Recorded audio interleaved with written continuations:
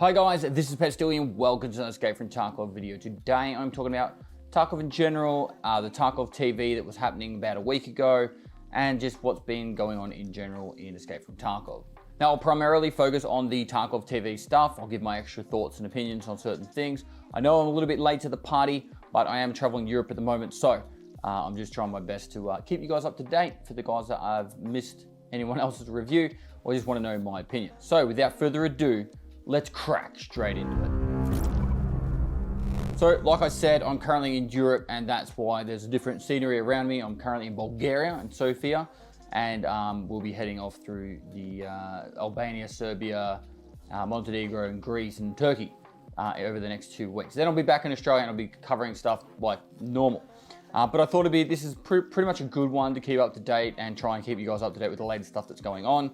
So you know where Escape from Tarkov is progressing, moving forward, and then if you're excited, sweet. If you're not, well, I don't know why you watch the videos. So Tarkov TV, the usual kind of format. There's Nikita and Demika there. They do their usual banter. They started showing a teaser which showed off that there's going to be like dynamic loot spawns throughout the maps. So when you go to a map, the container might not always be in the one specific location. They're going to be placed in different locations each time you load into a raid.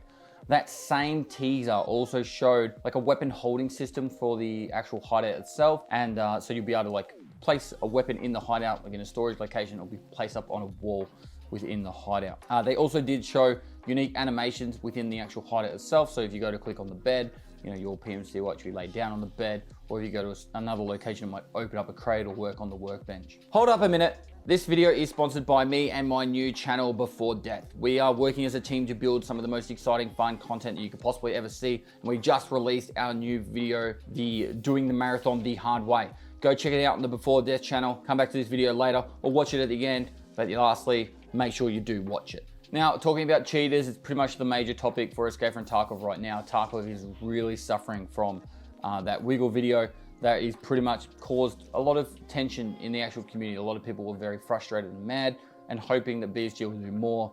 And over the last month, in the month of March, pretty much, they banned 25,000 cheaters with another 3,800 over the first 2 weeks of April. So you could say there's been, 30,000 cheaters banned in the last 6 weeks. That's kind of alarming because if you think of it like this, if there's let's say there's 300,000 active accounts playing Escape from Tarkov at the moment. By active accounts, I don't mean concurrent, but actual active accounts. So, someone might log in once a week or whatever. If say there's 300,000, which we don't know the exact number, and 30,000 just got banned, it's 10% of the player base is actually cheating, which is friggin' alarming. Now, even if you were put it to like 1 million active players playing over the last month or last 6 weeks, with 30,000 accounts banned, maybe some of them will be like, people that got banned and bought another account and banned again, but that would still count into the active player count. So even if it was 1 million people, that's 3% of players that are cheating. I don't know where the ball lies, where people would be happy. Obviously, we'd prefer it to be no one cheating, but it's still a very large amount of cheaters. If they are getting on top of it, then obviously there's going to be a lot more cheaters banned more rapidly, and then hopefully it should dwindle down into lower numbers. And Nikita has said that they're implementing a new feature to make it even more difficult for cheat developers to develop cheats to play Escape from Tarkov, and they're working very closely with Battlelight to combat them. Now I know this is the biggest issue with Escape from Tarkov right now, and a lot of people are frustrated.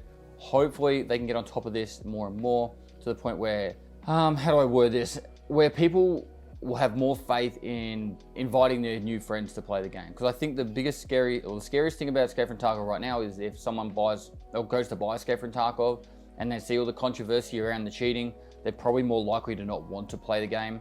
And because of that, that's gonna, mean that there's less new players coming into the game, which means that overall the game will die. Now, one of the next big development steps for Escape from Tarkov is they are going to do better optimization by moving it up to Unity 2021. In this, they're going to also do an updated graphics, which will be a step-by-step process, and memory consumption will be reduced. Nikita is hoping that this big update will happen in May, and in that update, it will mean that the optimization of the game will be anywhere between 5 and 10x increase in performance, which means people should have large FPS on every single map, including maps like Streets and Lighthouse. They also believe that if Unity 2021 makes the game as optimized as they want, in their test builds, they've been able to play with 60 PMCs on a Streets map. So that's 60 by the way. So what that means is the game should run a lot smoother because it won't be loading every single characters, models, and all the items on it from out the entire map, no matter where you are. And if that is the case, then it should be a lot more accessible to people with lower end PCs, which is a huge thing.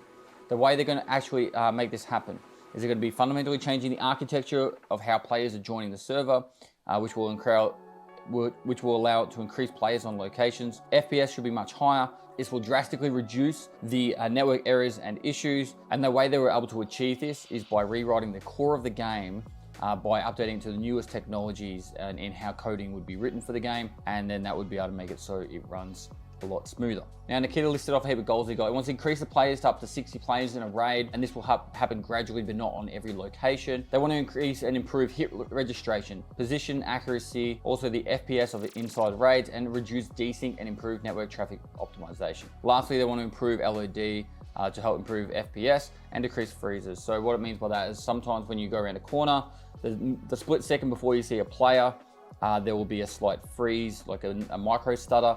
And generally that's because the game is trying to load up all your all the opponents like gear that they're wearing and all that kind of stuff. So they were trying to improve it so that happens less and less, to the point where it doesn't happen at all. And to prove that they can actually have this kind of infrastructure in place and 60 players in a raid, Nikita said he will show an example of how they're going to do it at some point. Now the question came up about recoil, and people, I don't know why people keep spamming this in chat, but a large amount of people in the chat were saying that they were happy with the recoil, but Nikita said they do want to do a rework on how the automatic compensation happens in Escape from Tarkov. He said he likes it, but he wants to improve it. So what he means by that is when you hold full auto on a gun, the automatic compensation is how you can just literally take your mouse like straight off the ground, and you can hold left click and it will just kind of like bounce between it like a certain amount of spots. He wants to change how that works so it's improved. Now over the streets of Tarkov, there's going to be a new boss added, and that will be in the car dealership section. It's going to be more fortified. There's going to be landmines placed around, snipers, and it's going to be a very difficult location to get into. It's going to be kind of like the water treatment plant on Lighthouse, and they want to make that part of the upcoming patches, as well as the BTR taxi will be added to the game for Streets of Tarkov. There is multiple iterations of expansions for Streets. What we have right now is not the entire map. There's going to be more added to it. So I'd imagine that the boss will probably get added later on once it's a bit bigger, because if you couldn't move past that area at all, it would make moving around the map quite difficult. And also there is another scav boss that they're going to add eventually, but unsure when that will be.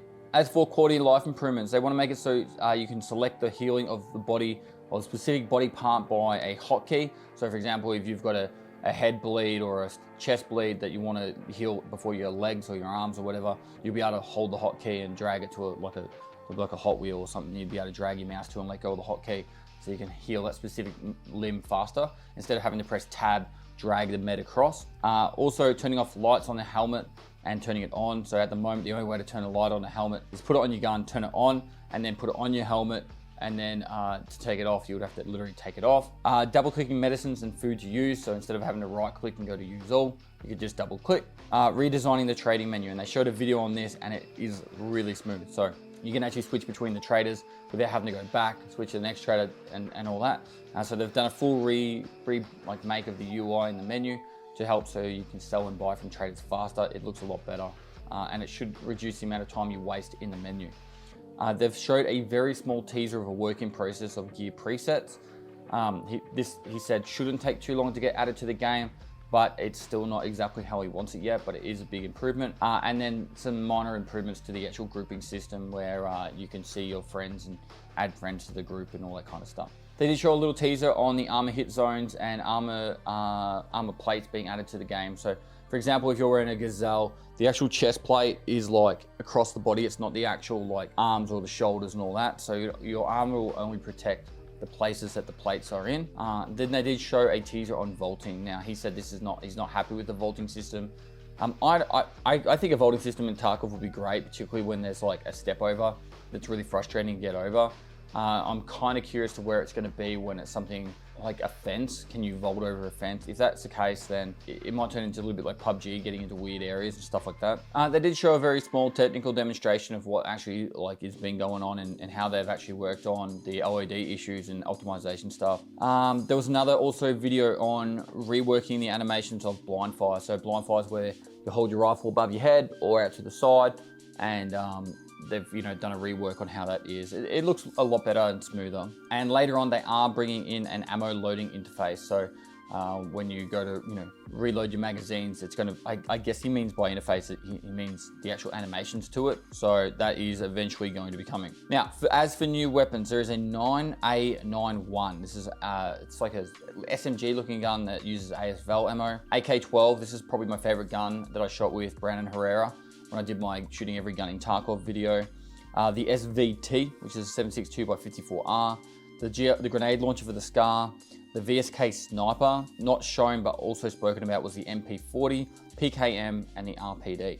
So interesting to see if they do go down the path of adding a PKM to the game, which is a full auto 7.62x54R. This is where I copped a lot of flack when I said the ammo was too accessible for LPS GZH, because if they do add a PKM, we're going to be in the hurt locker. As you can imagine, people shooting that full auto will be quite devastating. Now, there's going to be new mechanics for Lightkeeper. He wants to keep that a secret because, of course, Lightkeeper is part of the end game of Tarkov, and they still are working on getting that finalized. Then for the sound, the objectives over the next 6 months, and I'll go through this, is the sound iteration of sound tuning in locations, optimization of indoors and outdoor sound, optimization of sound using Oculus system, reverberation improvements and adding new systems. So that's like kind of how the sound goes through like the rooms when there's like a big room, small room. Transition of gun sounds from indoor to outdoor. So when a gun shoots indoor compared to outdoor, there's only at the moment 2 types of the way the sound is heard, and he wants to make it so it sounds better. Fixes to sound stutters, and that he reckons that's a big issue with causing FPS drops, and adding sound changes for subsonic cartridges and suppressors based off durability. So at the moment, for example, if you were using like 7.62x39 US, which is the subsonic round, it doesn't sound any differently. But with the changes that he wants to add, when you're using that with the suppressor, there actually it shouldn't break the sound barrier, therefore it won't be as loud when you're shooting it. So have to wait and see how they go with that. Now, they did show the arena teaser. I actually want to properly analyze it, and there's a fair bit of work to do in that. So I'm actually going to probably finish this video here. So hopefully you guys enjoyed it. I am going to try and keep up to date with all the latest Tarkov content, but I am home in 2 weeks, and I'll be able to go right on top of everything and go through it with a fine-tooth comb. On top of that, I'm also going to try and cover some of the other extractor shooter information that's going around right now. Stuff like Dark and Darker just released a new playtest that they've got all their dramas with all their legal battles. Season 3 of the Cycle Frontier just came out, which looks like a lot of fun. Marauder's about to do a big patch. DMZ, I think, is just about to do another season release or something like that. There's a lot of stuff going on.